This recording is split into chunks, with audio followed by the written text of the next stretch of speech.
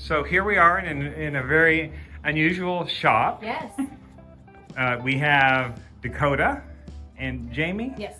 And they have a business called Two Gals and a Goat. Yes. Now technically you have more than one goat. That little goat works really hard. Very, because very hard. All this product comes from that goat. That one goat. No, we actually do have 50 goats. We don't tell the husbands that. It's called chicken math, goat math. We don't talk about how many goats we have. So a goat was what we thought would be the best. Because they would go out there and go, is that a new? Was that one there yesterday? Of course it was. She's been there the whole time. Don't worry. Well, So yes. Well, ladies, how did you get this idea for this business? Tell me a little bit about the history. We have family members or children that have autoimmune diseases. And so this was the natural alternative route for them to go, where we didn't have to go into modern medicine. I know.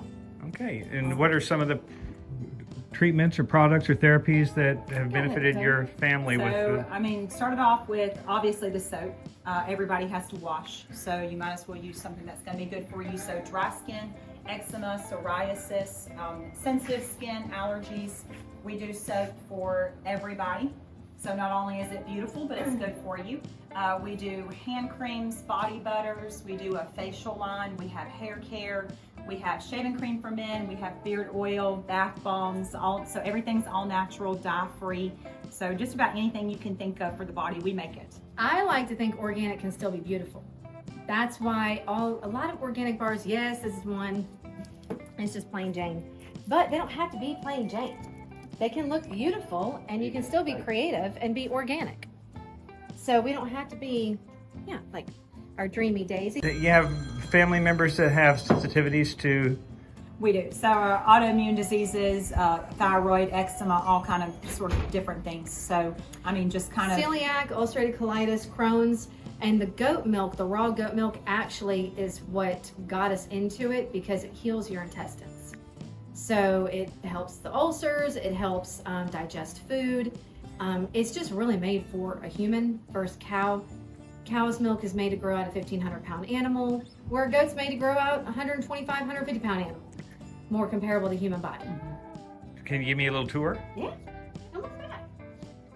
Oh. We can go back here first. Yeah, let's go back here. Okay. This is Down the where all hallway. the magic So we happens. have some of our pictures of our kids, human kids and goat kids. Oh, yeah. Human kids and goat Human kids and goat kids. Okay. So just a little bit of some of our girls. We count the humans. We do, yes. Oh. That's my mother, that's Dell. So we would Dell? do without her. She's Hi, our Dell. gal. Yep. So this is where we make everything. We're getting ready for the National Peanut Festival right now, so everything is kind of everywhere. We have a lot going on, but everything's made back here. Soap is then put on the racks to cure. It takes anywhere, depending on the bar, 6 to 12 weeks before soap is ready and cured. So it's actually, soap making is a long process. So we'll put it all onto the racks, and then as it goes by in time, then it will be moved out. Can we look at this? Yeah, you can walk right here and kind of look. Okay, so your soap making process, tell me how it begins and ends. So soap making begins with frozen milk and lye. Melt all that down, then mix it into your oils and butters. People donate ice cream containers. Yep. So that's everything is pre-measured and then frozen. So this would be for a 5-pound batch of soap. So that's our fresh goat milk frozen. Okay. And then you would just add your lye, and until that's melted down. Once that's done, you heat up your oils and butters. You can come over this way. Then begin mixing it all together and divide it up, decorate it, pour it up, and then it has to sit in the mold. This is one of our molds right here, one of our big 5-pound molds. It would sit in this for 24 hours. Then we would take it out, and then we would cut it and then put it on the racks for it to start the curing process. Wow. This is one of our freezers. We have 3 of these throughout the shop. And what we do is we put them in water jugs. That way the water, it's sterile. You can't reuse any type of other stuff. So this is where all of our goats goes. Wow. Now with 50 goats, more or less, you We have machines. I was going to say, you don't... not hand milk. Now you have to know how to hand milk, because if the power goes out, you have to milk them. But we do have 2 dairy goat farms, so the 50 is split between us. Okay. So we're not And do you doing- have more than one variety of goat? I only have Lamanchas. Dakota has two little Nigis. Lamancha and Nige? Nigerian. Yeah. Nigerian? Dwarf, yeah. So two Dwarf breeds. goats. And the goats that you have, are they a dwarf goat or are they a larger No, goat? they're a standard size goat. Yeah. They're standard, but they have a large quantity with a high butter fat. So we get about 1.5 gallons to 2 gallons a day from them. Oh. Per goat. So, Mom, what are you doing here right now? I am making body butter. Body butter. Yes, so I will put it right over here. It's kind of sort of like making a cake. Very Splatters messy. all over you. So that will melt down and it will thicken up, and then we'll add our oils. And it will turn into some beautiful body butter. Okay. So a good portion of this is goat milk. Yes, sir.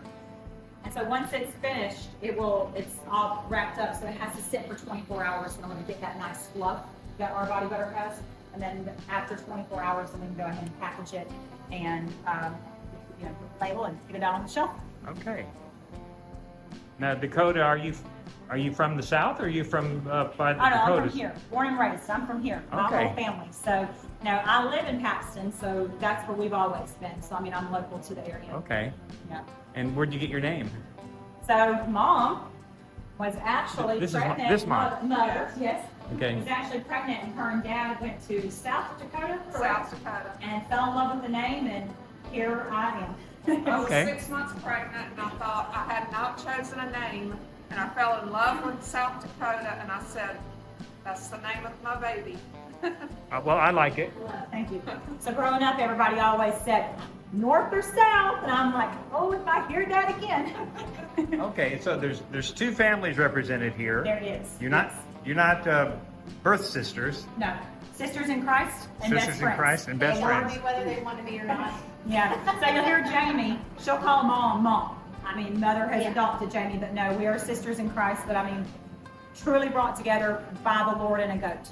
That's the reason. Jamie had been here. I was working at the school. Her children were in the school. She worked at the feed store, and our paths had never crossed. But my husband met Jamie. She had a goat at school one day, and he was like, "My wife is wanting to add goats to our farm." And I went over there, and hours later, and I went for one goat. I wound up putting deposits on 5, and that's how it goes. And That's that gut math again. Jamie, said that the Lord just moved on her, and she talked to me about partnership. And she said she was praying for me before I even knew it. So truly brought together by the Lord and a goat. Wow. And she's my best friend, my sister in Christ, and she's been adopted by us over here. Oh yeah. But yeah, two families make it work. Okay. And so you and your mom and your husband and Jamie, are you by yourself? No, I am married. We have 4 children, 2 adult children, 1 grandchild, and 2 14-year-old and 16-year-old. I Teenage don't get children. because I'm like, how old are they? You have 2 adult children? I do. Yeah. So you were a child bride, obviously. Yes. Yes, I had Chloe when I was 19. And Dakota is now a empty nester. My daughter's the Her freshman in daughter's college. in I have my daughter at 19 as well, so me and Jamie have a lot in common. 4 children and One daughter. I only have one daughter, yes. Okay. And so she I left had me. enough for both of us. She did. She's had to help me raise mine. I said the Lord blessed us with one, we were blessed with one child, but the Lord has brought many children So into our lives. 2 adult children out of the house, adult children, or I have one that's out of the house. She lives in Nevada. She's actually the one who has the autoimmune disease, and how we learned about goat milk. She was the one that got hospitalized when she was 6, and the doctor told us that we could find raw milk. He was a doctor, which floored me, but I didn't know anything about it. It was years ago, and we found it, and she was in total remission. She was on medication for a year, but after that, she was off all medication. wow. And never had to have any of her intestines removed, which they said that she would have to have her intestines removed by the time she hit puberty. Wow, that would be harsh. So that's how it was Chloe that got me to learn about the goat milk. And then we have a 20-year-old who's in the National Guard, and he's actually down in Tampa right now doing high water rescue. And then we have our 16-year-old, and then we have our 14-year-old. We're still in high school. Wow. At Paxton? One A goes to homeschool? Paxton and one goes to Florala. Oh, okay. Yes, we have them split. Florala caters to they're really good about catering to like tech kids that want to do welding, industrial electronics. Where Paxton caters to really good in sports and the FFA program and just academically. So they both have their pros, both schools, and we just do what's best for our kids.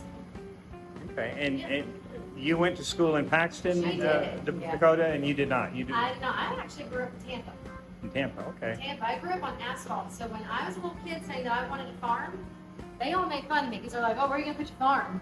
In the middle of the road?" And I'm like, "The Lord told me I'm gonna have a farm. I don't know how I'm gonna have a farm, but I'm gonna have a farm." Then I met my husband. He thought he was gonna move to the city. And here they are. And here we are. We were in the country. Yeah. He got a city girl that moved to the country. Did you have to explain it to him? He had to explain a lot to me. I didn't even know where potatoes came from. No, I mean, did you have to explain to him that you were going to be living on a farm, not in the city? No. He was good He with was that? just so shrewd by me, he didn't know what to do.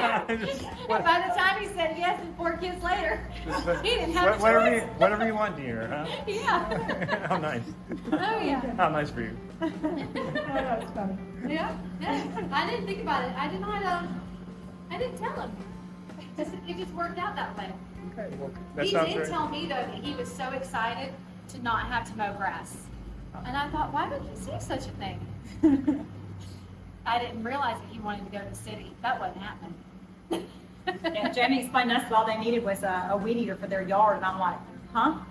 A Yeah, weed eater just that's for the it. yard? So that's what we use for fence rows, ditches, beside the flower garden. No, we just You need don't have a a weed eater. lawnmower, you don't have a tractor, you have a bush hog. Or some So- spray in Yeah. between the sidewalk cracks. I didn't understand, but anyway. So we're completely different, but the same, but yet the same. So Okay. it's awesome how So- the Lord works. Your farm is in Paxton, Paxton, and yes. yours Laurel is Hill. in Laurel Hill. We're both 7 miles the opposite way.